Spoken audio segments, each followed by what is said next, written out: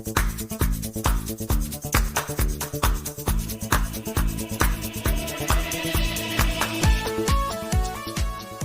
warahmatullahi wabarakatuh. Jumpa lagi dalam Erdianto Effendi Channel. Malam ini kita akan membahas satu persoalan yang tengah mengemuka di tengah masyarakat, yaitu ada kasus besar di mana mulai dari proses penyidikan, kemudian dakwaan dan tuntutan, orang ini didakwa dan dituntut dengan menggunakan pasal 55 ayat 1 ke 1 KUHP. Padahal sebenarnya antara pasal 55 ayat 1 ke 1 dengan pasal 55 ayat 1 ke 2 KUHP itu dua hal yang berbeda jauh. Nah, memang di dalam KUHP ini 55 ayat 1 ke 1 dengan 55 ayat 1 ke 2 itu dua hal yang berbeda. Dan dalam buku-buku itu juga berbeda. Izinkan saya baca saja supaya jangan timbul salah kaprah seakan-akan saya keliru memahami dengan penghafalan. Saya akan bacakan pasal 55 ayat 1 ke 1 itu adalah kategorinya. Pertama adalah orang yang melakukan, satu, yang kedua yang menyuruh melakukan, dan turut serta melakukan perbuatan. Jadi ada tiga. Kemudian 55 ayat 1 kedua, mereka yang dengan memberi atau menjanjikan sesuatu dengan menyalahgunakan kekuasaan atau martabat, dengan kekerasan, ancaman atau penyesatan, atau dengan memberi kesempatan, sarana atau keterangan, sengaja menganjurkan orang lain untuk melakukan perbuatan. Nah, ini yang mungkin perlu dipahami, bahwa menyuruh lakukan di dalam konsep sehari-hari dengan menyuruh lakukan dalam hukum pidana itu dua hal yang berbeda. Sama juga halnya dengan penghinaan atau penipuan. Kalau penipuan dalam istilah sehari-hari itu tidak datang pada jam yang ditentukan, itu juga disebut sehari-hari. Kadang itu nipu kamu, tapi penipuan di dalam KUHP, dalam hukum pidana tidak sama dengan penipuan dalam istilah sehari-hari. Sama juga penghinaan. Penghinaan itu ngata-ngatain orang dengan sebutan-sebutan yang jelek, itu juga penghinaan di dalam istilah sehari-hari. Tapi dalam hukum pidana, penghinaan tidak demikian adanya. Nah, begini juga menyuruh lakukan. Menyuruh lakukan secara sehari-hari itu nggak sama dengan menyuruh lakukan menurut pasal 55 ayat 1 ke 1 KUHP tadi. Tadi sudah saya bacakan pasal 55 ayat 1 ke 1. Sekarang saya ingin membedakan. Dan di depan saya ini ada beberapa buku. Pertama ada buku karangan Profesor Dr. Andi Zainal Abidin bersama Profesor Dr. Andi Hamzah. Kemudian ada buku Hukum Pidana karangan Profesor Teguh Prasetyo. Kemudian ada buku, ini buku-buku dasar ya, Dasar-Dasar Hukum Pidana Indonesia karangan Lamintang. Nah, kemudian ada buku Azas-Azas Hukum Pidana Indonesia dan penerapannya karangan SR Senturi.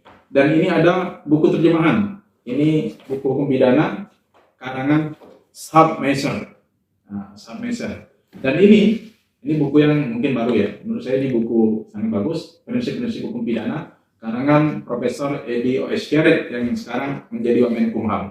Mulai saya ambil dulu dari buku yang agak lama atau buku yang ini dulu. Nah, ini buku SR Senturi. Apa kata SR Senturi?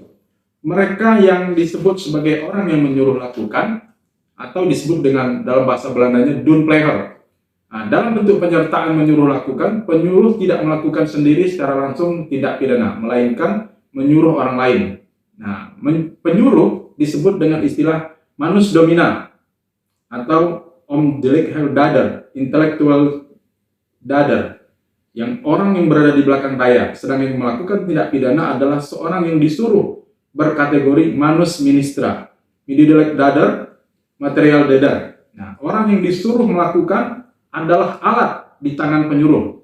Dalam hal ini, dia yang disuruh telah melakukan tindakan tersebut karena ketidaktahuan, kekeliruan, atau paksaan sehingga padanya tiada unsur kesalahan. Penyuruh dipidana sebagai petindak, sedangkan yang disuruh tidak dipidana karena padanya tiada unsur kesalahan atau setidak-tidaknya unsur kesalahannya ditiadakan. Penyuruh mungkin hanya satu orang saja, walaupun digunakan istilah mereka yang melakukan, tetapi mungkin juga lebih dari satu orang. Dasar dari tidak dipidananya orang yang disuruh adalah pasal-pasal 44. 44 ini karena orang gila. Pasal 48 itu karena pernah. Pasal 51 ayat kedua itu karena adanya ketidaktahuan, kesesatan. Serta ketentuan-ketentuan menurut ilmu pengetahuan hukum pidana yang intinya padanya tiada terdapat unsur kesalahan atau mens rea atau kesalahannya ditiadakan. Nah, ini menurut Sianturi ya. Nah, sedangkan kalau orang yang mengerjakan atau pelaku material dapat diminta pertanggungjawaban pidana juga, sama-sama keduanya bertanggung jawab, A dan B sama-sama bertanggung jawab, maka itu bukan menyuruh lakukan sebagaimana dimaksud dalam pasal 55 ayat 1 ke 1, tetapi memenuhi kualifikasi pasal 55 ayat 1 ke 2, di mana orang yang dianjurkan sebagai istilahnya di dalam bahasa Indonesianya diterjemahkan sebagai penganjur, di mana orang yang menganjurkan dengan orang yang dianjurkan sama-sama dapat diminta pertanggungjawaban pidana. Oke, mungkin kita lihat dengan buku yang berikutnya. Buku berikutnya ini buku karangan ahli hukum Belanda, Sameiser. Sameiser bahkan lebih tegas. Nah, dia bilang persamaan dan perbedaan antara menyuruh lakukan dengan membujuk atau menganjurkan adalah pertama berupaya supaya orang lain melakukan perbuatan. Yang kedua bermaksud supaya perbuatan pidana tertentu dilakukan atau dicoba dilakukan. Sedangkan percobaannya adalah bahwa dapat dipidana kalau yang disuruh melakukan tidak dapat dipidana.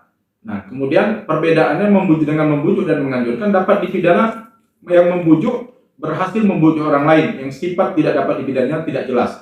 Hanya dapat dipidana kalau salah satu dari sarana yang tersebut dalam undang-undang digunakan. Jadi ini lebih tegas di dalam Sameiser yang disebut dengan menyuruh lakukan adalah orang yang menggerakkan orang lain, di mana orang yang mengerjakan adalah alat tak berkehendak. Tidak dapat dipidana itu mungkin karena timbul dari ketidakmampuan bertanggung jawab, pasal 44 KUHP, atau kesengajaan yang dipersyaratkan untuk sementara. Ini menurut Sameiser. Lalu kemudian menurut Lamintang, ya, Lamintang menyatakan bahwa yang dimaksud dengan Whitlocker itu adalah ini Dunpleher. Nah, Dunpleher sebagaimana diatur dalam pasal 55 ayat 1 angka 1 adalah orang yang disuruh melakukan haruslah memenuhi beberapa syarat tertentu. Nah, menurut yang mengutip Simon, Lamintang mengutip Profesor Simon, pertama, apabila orang yang disuruh melakukan suatu tindak pidana itu adalah seorang yang seperti yang dimaksudkan di dalam pasal 44 KUHP, itu orang yang tidak dapat diminta pertanggungjawaban pidana karena sakit jiwa. Kemudian apabila orang yang disuruh melakukan suatu tindak pidana mempunyai suatu dwelling atau satu kesalahpahaman mengenai salah satu unsur dari tindak pidana yang bersangkutan, sebagaimana dimaksud dalam pasal 51 ayat 2 KUHP. Kemudian yang ketiga, apabila orang yang disuruh melakukan suatu tindak pidana itu sama sekali tidak mempunyai unsur schuld, kesalahan, atau dolus atau kesengajaan, atau culpa, atau kelalaian, ataupun apabila orang tersebut tidak memenuhi unsur objek seperti yang telah disyaratkan oleh undang-undang bagi tindak pidana tersebut. Yang keempat, apabila orang yang disuruh melakukan suatu tindak pidana tidak memenuhi unsur ohmat atau kesengajaan, padahal unsur tersebut telah disyaratkan. Yang kelima, apabila orang disuruh melakukan suatu tindak pidana itu telah melakukannya di bawah pengaruh suatu operma atau keterpaksaan, atau di bawah pengaruh atau suatu tekanan yang memaksa terhadap paksaan mana orang tersebut tidak mampu memberikan suatu perlawanan. Yang keenam, orang yang disuruh melakukan suatu tindak pidana dengan itikat baik telah melaksanakan suatu perintah jabatan, padahal perintah jabatan tersebut diberikan oleh seorang atasan yang tidak berwenang memberikan perintah semacam itu. Yang ketujuh, apabila orang yang disuruh melakukan suatu tindak pidana tidak mempunyai suatu handling head atau suatu sifat tertentu seperti yang telah disyaratkan oleh undang-undang, yakni sebagai suatu sifat yang harus dimiliki oleh pelakunya sendiri. Kemudian di dalam buku Lamintang mengutip Profesor Van Hammer menyatakan bahwa kesengajaan menggerakkan orang lain yang dapat dipertanggungjawabkan pada dirinya sendiri untuk melakukan suatu tindak pidana dengan menggunakan cara yang telah dilumurkan undang-undang, itulah yang disebut sebagai menganjurkan atau pembujukan atau membujuk, bukan menyuruh lakukan.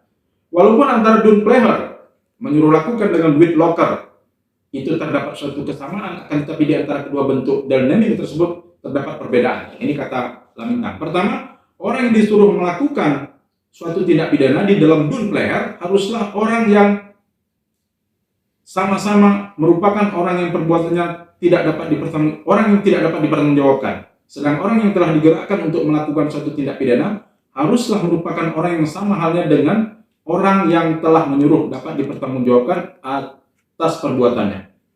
Cara-cara yang dapat digunakan oleh seorang yang menyuruh lakukan tindak pidana di dalam Dunpleher tidak ditentukan undang-undang. Sedangkan dalam Whitlocker atau Whitlocking itu ada cara-cara yang ditentukan. Nah, ini buku Lamintang. Kemudian buku Andi Zainal Abidin. Nah, buku Andi Zainal Abidin menyatakan, Andi Zainal Abidin mengutip Mulyadno yang menyatakan bahwa di dalam Dunplehen harus memenuhi syarat penting bahwa orang yang disuruh itu harus orang yang tidak dapat dipidana.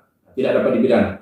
Adapun kemungkinan tidak dapat dipidana orang yang disuruh melakukan itu, yang pertama, tidak mempunyai kesengajaan atau kealpaan ataupun kemampuan bertanggung jawab.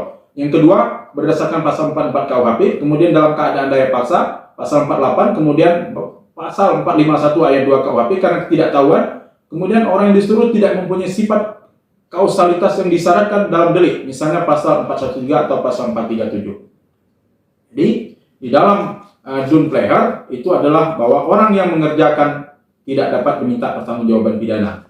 Kalau orang yang mengerjakan itu dapat diminta pertanggungjawaban pidana, maka itu bukan menyuruh lakukan, tetapi penganjurkan atau yang disebut dengan Whitlocker. Kemudian menurut Teguh Prasetyo, nah dibedakan antara Whitlocker dengan Dunpleher. Nah, pada penganjuran atau Whitlocking menggerakkan dengan sarana-sarana tertentu limitatif yang tersebut dalam undang-undang, sedangkan menyuruh melakukan atau menggerakkannya dengan sarana yang tidak ditentukan. Kemudian pada penganjuran, pembuat material, orang yang mengerjakan ya, si B yang mengerjakan, dapat dipertanggungjawabkan. Sedang dalam menyuruh melakukan, sebagaimana disebut dengan Dunplehen, pembuat material tidak dapat dipertanggungjawabkan. Nah, jadi dari 1, 2, 3, 4, 5, 6, 5, dan satu lagi ada buku yang baru ini disebutkan oleh Profesor Edward Masail menyatakan bahwa di dalam Whitlocking pertanggungjawaban pidana sama-sama dapat diminta pertanggungjawaban pidana, sedangkan dalam Dunplehen adalah menyuruh lakukan. Nah, dalam bentuk penyertaan menyuruh lakukan atau Dunplehen, paling tidak ada 2 orang atau lebih terlibat dalam satu perbuatan pidana dengan kedudukan yang berbeda.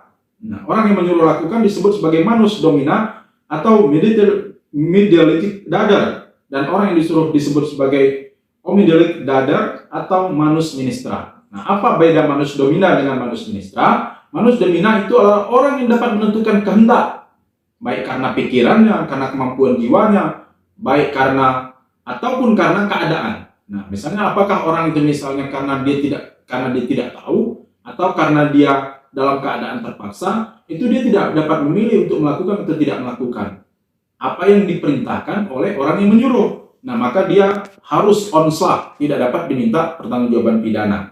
Sedangkan di dalam penganjuran kedua-duanya dapat diminta pertanggungjawaban pidana. Nah, ini jadi sudah ada 1, 2, 3, 4, 5, 6. Jadi ada 6 buku yang saya baca pada malam ini terkait dengan Whitlocker atau Whitlocking. Nah, kalau pelakunya adalah Whitlocker, dan masih banyak buku-buku lain tentu saja selain buku-buku yang saya baca malam ini. Nah, termasuk buku ini ya,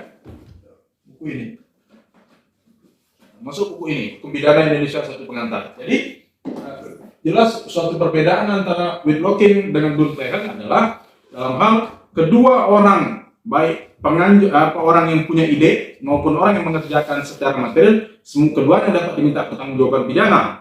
Nah, kalau itu namanya bukan menyuruh lakukan, tetapi menganjurkan untuk melakukan, membujuk, memberi sarana, memberi kesempatan, atau memberi iming-iming, atau memberi janji. Dan itu diatur di dalam pasal 55 ayat 1 ke 2 KUHP, bukan ayat 1 ke 1. Nah, kalau disebut menyuruh lakukan, maka yang dimaksud di situ adalah pasal 55 ayat 1 ke 1. Dan itu ingat bahwa antara pelaku material dengan orang yang merencanakan, orang yang punya ide, ada perbedaan, di mana hanya orang yang menyuruh lakukan yang dapat diminta pertanggungjawaban pidana, dan orang yang mengerjakan secara material tidak dapat diminta pertanggungjawaban pidana. Dalam kasus kekinian, maka si intelektual dadar, orang yang menganjurkan untuk melakukan, dan orang yang mengerjakan perintahnya itu sama-sama dapat diminta pertanggungjawaban pidana. Maka pasal yang tepat harusnya didakwakan dan dituntut adalah pasal 55 ayat 1 ke 2, bukan pasal 55 ayat 1 ke 1. Demikian yang dapat saya sampaikan. Assalamualaikum warahmatullahi wabarakatuh.